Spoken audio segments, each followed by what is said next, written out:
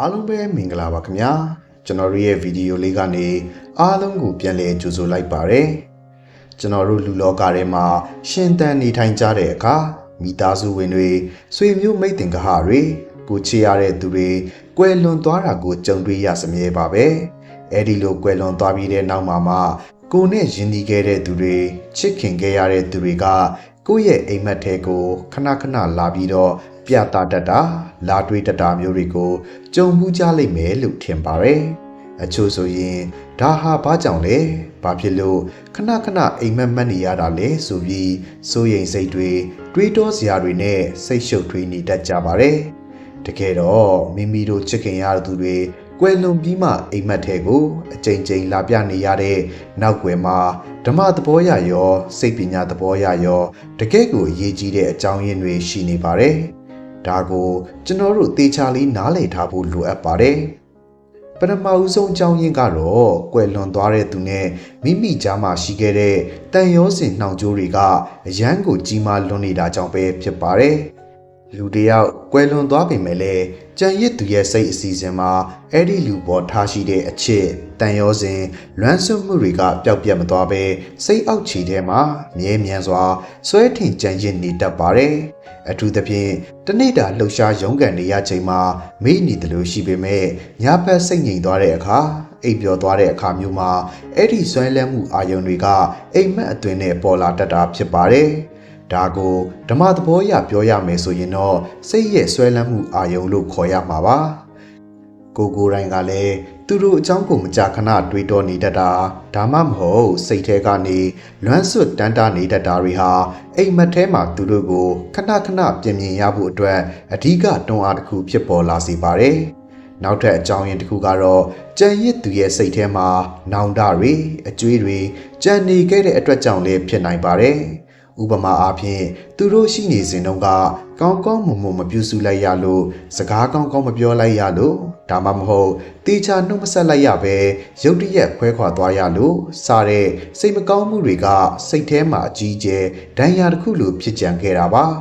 အဲ့ဒီလိုခံစားချက်တွေရှိနေတဲ့အခါကိုယ့်ရဲ့စိတ်အာရုံကအမြဲတမ်းအဲ့ဒီအချက်ပေါ်မှာပဲဝဲလည်နေပြီးအိမ်မက်ထဲမှာသူတို့နဲ့ပြန်ဆုံတွေ့ပြီးအပြေရှာဖို့ကြိုးစားတဲ့သဘောမျိုးဖြစ်လာတတ်ပါတယ်ဒါကြောင့်အိမ်မက်ထဲမှာလာတွေ့တယ်ဆိုတာသူတို့ဘက်ကတကယ်လာတာမျိုးမဟုတ်ပဲမိမိရဲ့စိတ်ထဲကစိုးရိမ်ပူပန်မှုနဲ့တတဖြစ်နေတဲ့ခံစားချက်တွေကပုံရိပ်ရောင်အဖြစ်ဖန်တီးပြလိုက်တာလည်းဖြစ်နိုင်ပါတယ်ဒါအပြင်မြတ်စွာဘုရားရှင်ရဲ့ဒေသနာတော်တွေအရအိမ်မက်မှတ်ခြင်းအကြောင်းတရား၄ပါးထဲမှာပုပ္ပနမိတ်တာလို့ခေါ်တဲ့ရှေးကမြင်ဘူးကြုံဘူးတဲ့အာယုံတွေကြောင့်မှတ်တာမျိုးလည်းရှိသလိုတကယ်ကိုတစ်ဖက်ကပရလောကသားတွေဘက်ကအာယုံလာပြူတာမျိုးလည်းရှိနိုင်ပါတယ်တခါတလေမှာကွယ်လွန်သူတွေဟာဘဝကူးမကောင်းလို့ဖြစ်စေဒါမှမဟုတ်မိမိတို့ကိုတန်ရောစင်မပြတ်နိုင်သေးလို့ဖြစ်စေကိုယ့်ရဲ့အနီးနားမှာရှိနေပြီးအိမ်မက်ကနေတဆင့်အကူအညီတောင်းတာတည်င်းစကားပါရာမျိုးတွေလှုပ်တက်ကြပါတယ်အထူးသဖြင့်အိမ်မက်ထဲမှာသူတို့ကညှိုးငယ်တဲ့မျက်နှာနဲ့ပြတာစကားမပြောပဲစိုက်ကြည့်နေတာအဝတ်အစားမကောင်းတာမျိုးတွေနဲ့လာပြတတ်ရင်ဒါဟာသူတို့ဘက်ကအလှူဒန်းလူချင်းလို့လာပြတာမျိုးဖြစ်ဖို့ရာခိုင်နှုန်းတော်တော်လေးများပါတယ်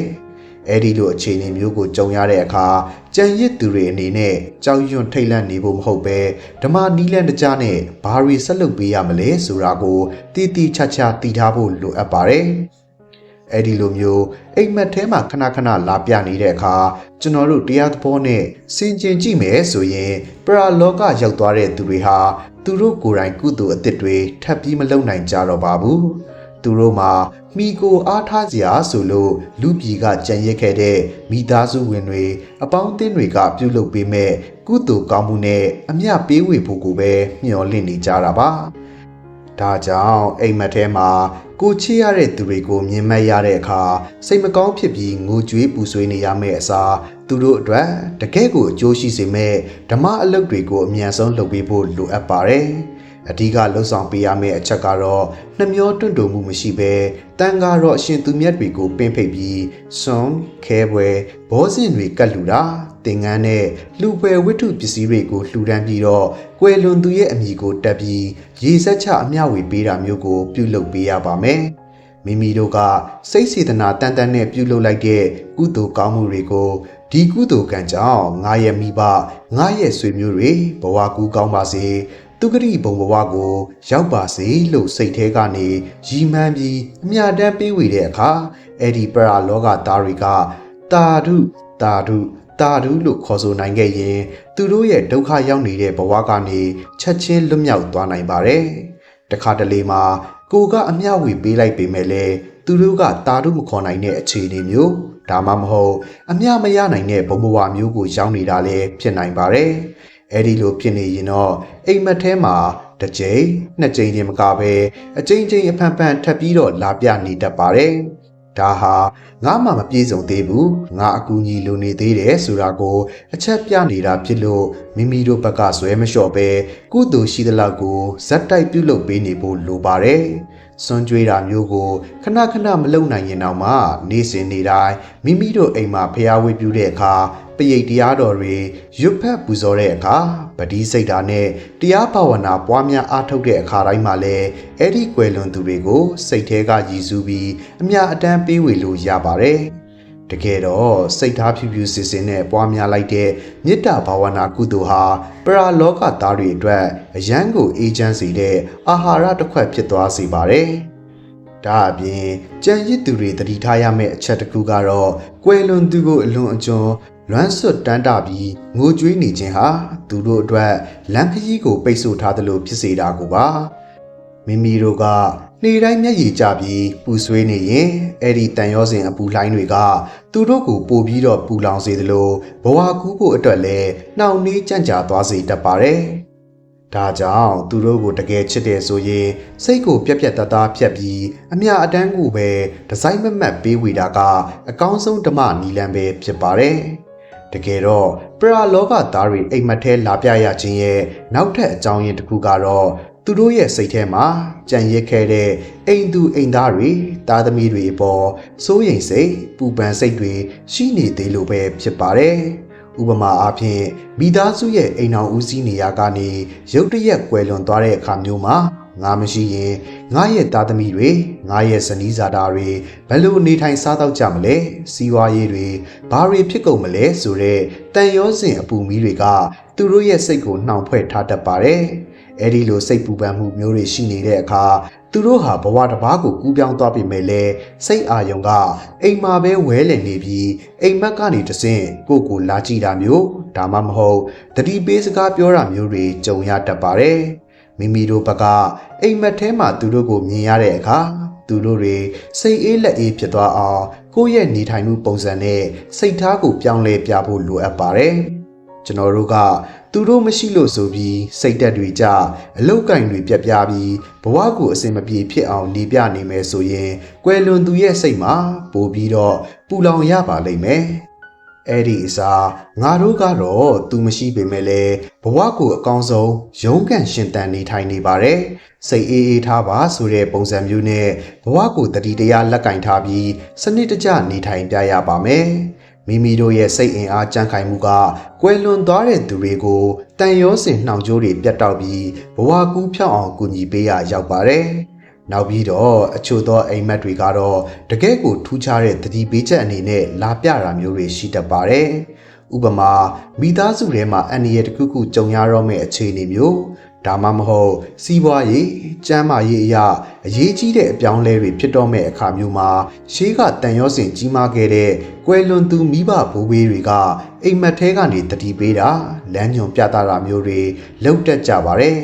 ဒါကိုဓမ္မသဘောအရကြည့်မယ်ဆိုရင်ရှေးရည်ဆက်တွေကြောင့်ဖြစ်ပေါ်လာတဲ့ဆက်သွယ်မှုတစ်မျိုးလို့ပြောလို့ရပါတယ်အဲ့ဒီလိုတတိပေးချက်မျိုးကြုံရတဲ့အခါမိမိတို့အနေနဲ့အိမ်မက်ကိုအဟုတ်ကြီးမှတ်ပြီးအလွန်အကျွံစိုးရိမ်တကြီးဖြစ်မသွားပဲလက်ရှိဘဝမှာပို့ပြီးတော့တတိဝရိယရှိရှိနဲ့နေထိုင်သွားဖို့လိုအပ်ပါတယ်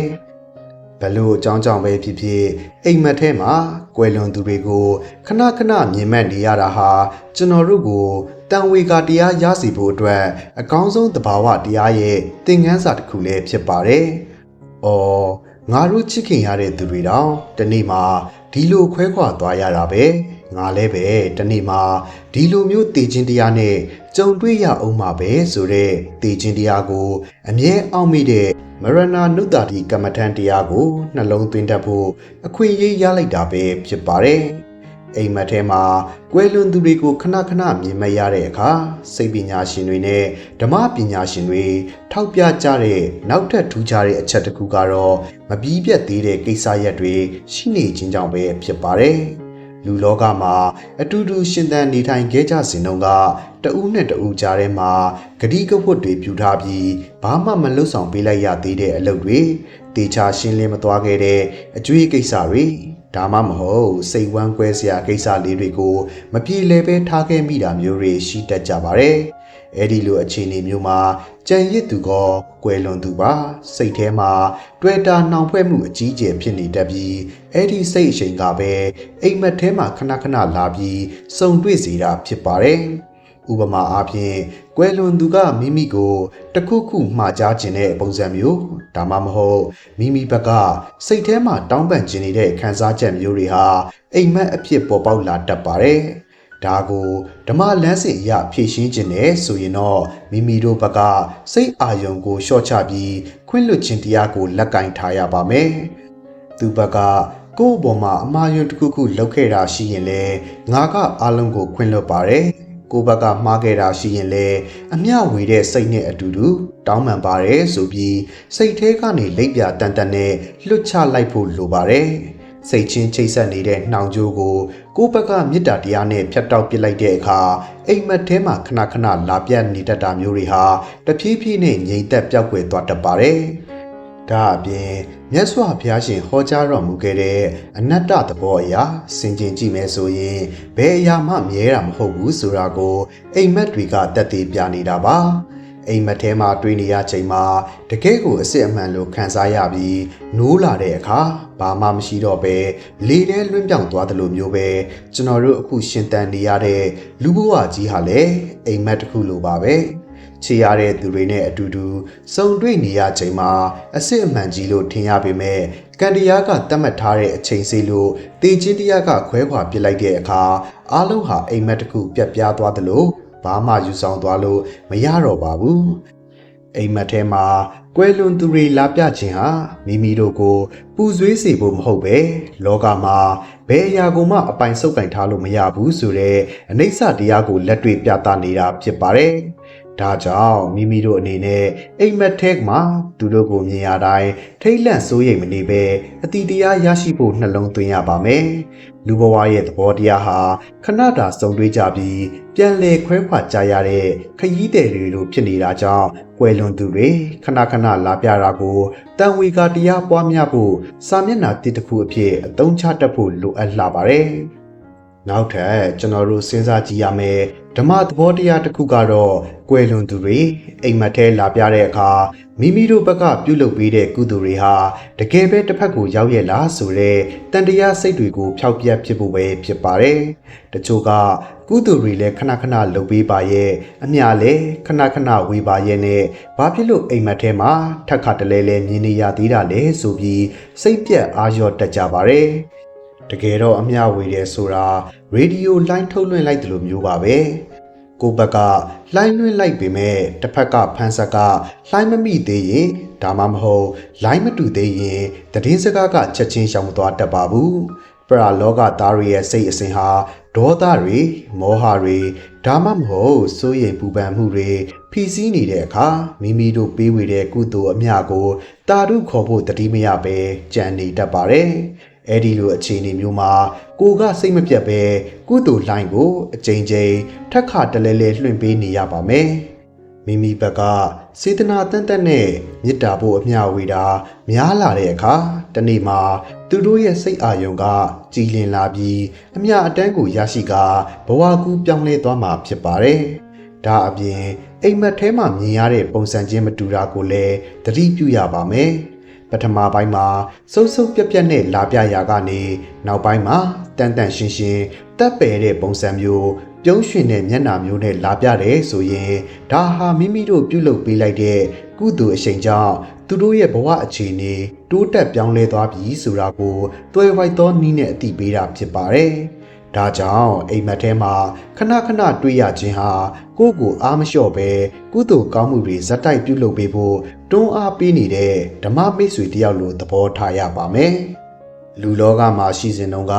အချင်းချင်းရိုင်းပင်းကူညီခဲ့ကြသလိုမျိုးဘဝတစ်ပါးရောက်သွားတဲ့အချိန်မှာလဲကုသိုလ်ကံအကျိုးနဲ့ဆက်လက်ကူညီပေးနေတာဖြစ်ပါတယ်။တခါတလေမှာကွယ်လွန်သူကမိမိကိုယ်တိုင်ရဲ့စိတ်ဆွမ်းအားမြင့်တင်ဖို့အတွက်လာပြီးအားပေးတဲ့သဘောမျိုးလည်းဖြစ်နိုင်ပါတယ်။ကိုကဘဝမှာအခက်အခဲတွေကြုံနေရချိန်အထီးကျန်နေချိန်မျိုးမှာရှေးကကိုယ့်အပေါ်ရမ်းချစ်ခဲ့တဲ့မိဘဘိုးဘွေးတွေကအိမ်မက်ထဲမှာလာရောက်နှုတ်ဆက်အားပေးတာမျိုးဟာကိုယ့်ရဲ့စိတ်သက်ခွန်အားကိုပြန်လည်နိုးထလာစေပါတယ်။ဒါကြောင့်ကွယ်လွန်သူတွေအိမ်မက်ထဲလာတွေ့ခြင်းရဲ့အကြောင်းရင်းမှန်သမျှဟာကျွန်တော်တို့ကိုလက်ရှိဘဝမှာတရားနဲ့အညီနေထိုင်တတ်ဖို့ကုသိုလ်တရားတွေကိုမေးမလျော့ပဲပွားများတတ်ဖို့နဲ့လောကရဲ့အိဋ္ဌသဘောကိုတေချာသဘောပေါက်နားလည်စေဖို့အတွက်လမ်းပြပေးနေခြင်းပဲဖြစ်ပါတယ်။ကျွန်တော်တို့တွေ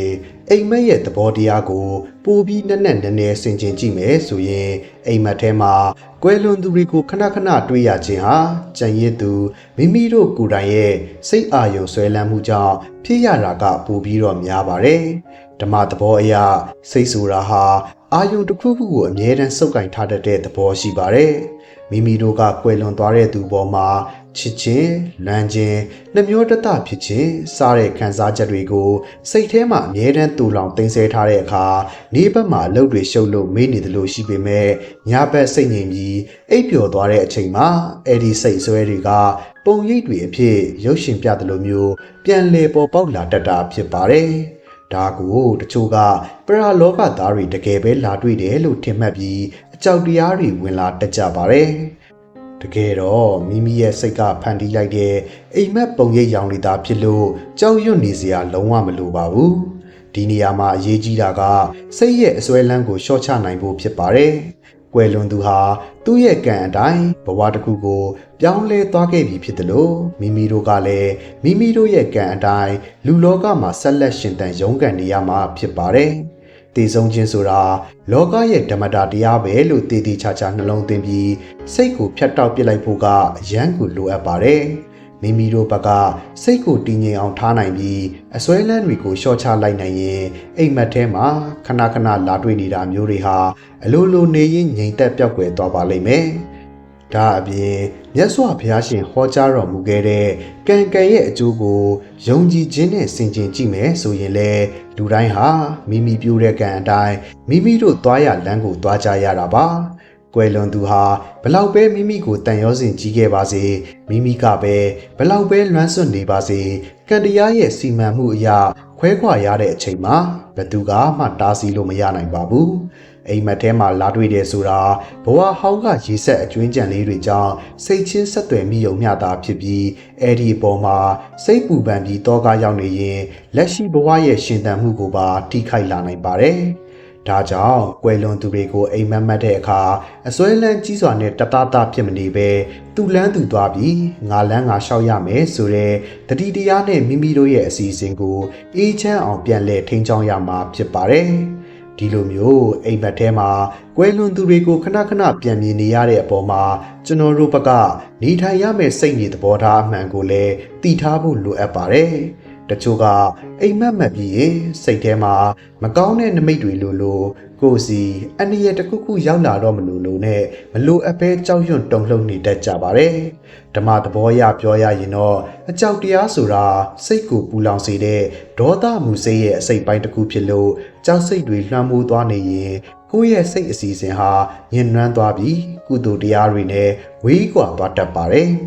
အမှန်တော့အိမ်မက်ထဲမှာလာတွေ့တယ်ဆိုတာဘာမှကြောက်စရာမရှိတဲ့တဘာဝဖြစ်စဉ်တစ်ခုပဲလို့ပြောင်းလဲတွေးတောရပါမယ်။သူတို့ဟာကိုယ့်ရဲ့မိဘဘိုးဘဒါမှမဟုတ်ဆွေမျိုးမိတ်ဆွေတွေဖြစ်ခဲ့ကြတဲ့အတွက်ကိုယ့်ကိုဒုက္ခပေးဖို့လာတာမဟုတ်ပါဘူး။အကယ်၍တကယ်ပဲပရာလောကကနေလာပြတာဆိုရင်တော့မှအကူအညီတောင်းချင်လို့လာပြတာဖြစ်တဲ့အတွက်ကိုယ့်ဘက်ကဂယုဏစိတ်မေတ္တာစိတ်နဲ့ပဲတုံ့ပြန်ရမှာဖြစ်ပါတယ်။ ငါကိုအမိပြုပြီးကုသိုလ်လိုချင်လို့လာတာပဲငါတတ်နိုင်သလောက်ကုသိုလ်လုပ်ပြီးအမျှဝေပေးပါမယ်ဆိုတဲ့မေတ္တာစိတ်မွေးမြူလိုက်တဲ့အခါ